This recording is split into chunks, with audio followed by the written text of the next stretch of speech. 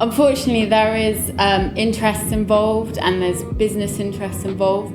So the necessary transition means we need to shift away from fossil fuels. And you can see in America, a lot of the groups that are basically denying the science of climate change are actually funded by fossil fuel interests. So they're trying to distort the science. They're trying to pay for so-called scientific articles that actually aren't scientific at all. So that's where a lot of this is So when you say from. they're not scientific, what do you mean by that? Is it a case of confirmation bias and trying to look for the answer? There's reports that have been funded, and in the United States there's a lot of industry bodies that have been funding them, and it looks like it's scientific, but it's a report that's completely false information, and basically they're using that to try and make people doubt the science of climate change. It's like what happened in the tobacco industry, actually. The tobacco industry was trying to fund a lot of science that said smoking's not bad for you, basically.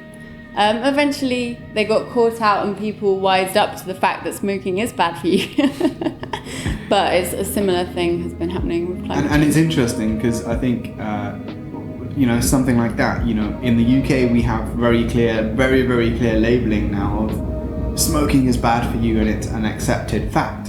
And growing up, that's always been the norm for me. So we forget that actually there were huge bodies and collaborations going on for self-interest to make more money and keep the privilege where it is, to make us believe something different. There's a really good point that I guess made in the last episode, that we need to stop producing that colonial logic and kind of free ourselves from it. So that's a really, really interesting one there that you brought up.